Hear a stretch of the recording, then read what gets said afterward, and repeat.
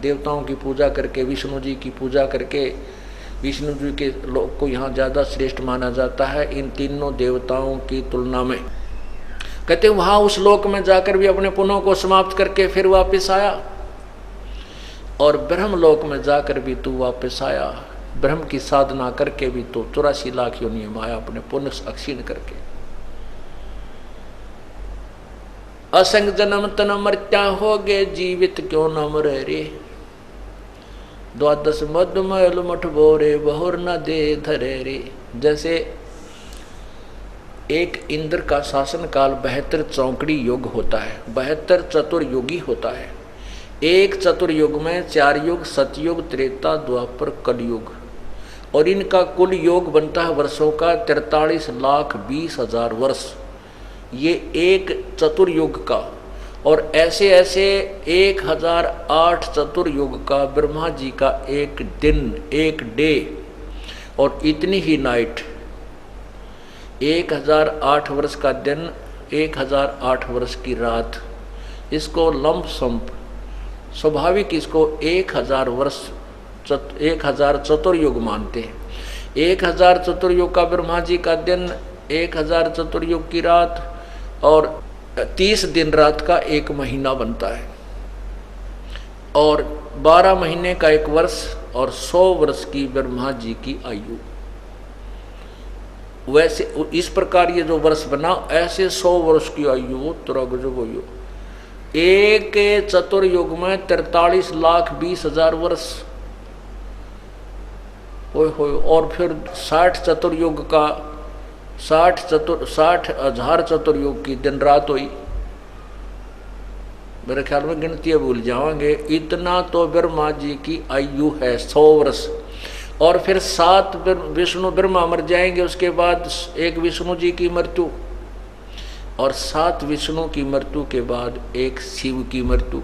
इसकी इतनी लंबी आयु है। और 70,000 ये शिव मर जाएंगे, तब सदा शिव ये काल रूपी ब्रह्म, जो गीता जी के 4थे अध्याय के 9वें श्लोक में कहता है कि अर्जुन मेरे जन्म और कर्म अलौकिक हैं, ये ऐसे मरता है।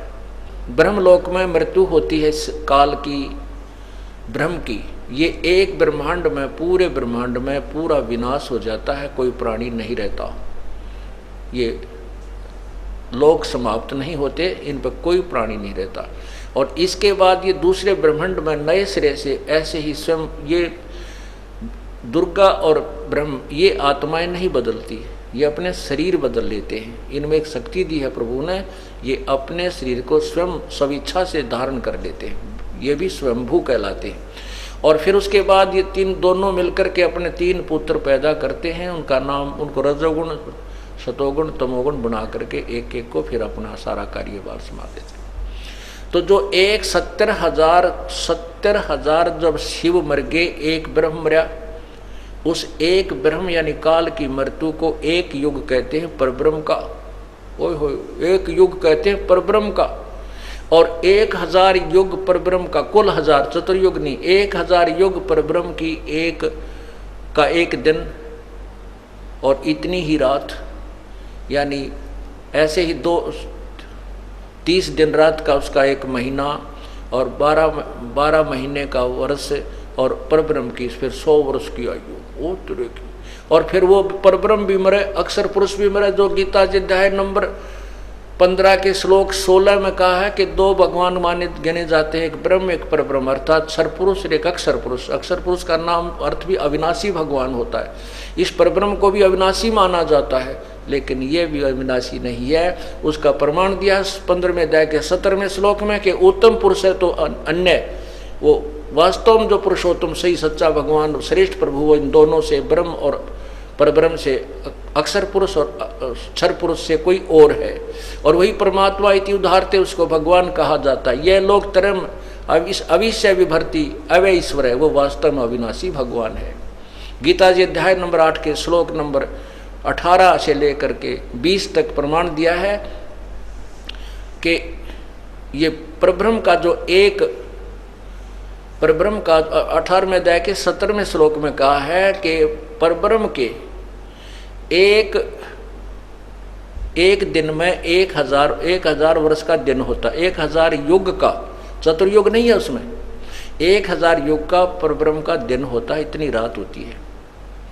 और उसके दिन में ये सभी, उसके दिन के समय में ये सभी प्राणी, ब्रह्म के 21 ब्रह्मंडों के प्राणी, उसके 7 संग ब्रह्मंडों के प्राणी, और वो परब्रह्म के लोक में रख दिए जाते हैं। परब्रह्म के अपने निज स्थान पर सबको रख दिया जाता है। रात्रि जब पूरी हो जाती है, दिन के समय उनको फिर जन्म दिया जाता है। ऐसे कहते हैं। फिर 1000 युग, ऐसे ही 100 वर्ष उस ब्रह्म के होते हैं। फिर लिखा 8वें अध्याय के 20वें श्लोक में लिखा है कि इस अव्यक्त से, परब्रह्म से भी जो दूसरा अव्यक्त भाव है, वो सभी प्राणियों के नष्ट होने पर भी कभी नष्ट नहीं होता, वो वास्तव में विनाशी है। वही 15वें अध्याय के 17वें श्लोक में स्पष्ट किया है कि 16वें श्लोक में वर्णित उन दोनों भगवानों से, क्षर पुरुष और अक्षर पुरुष से, ब्रह्म और परब्रह्म से भी कोई और परमात्मा है जो वास्तव में अविनाशी है।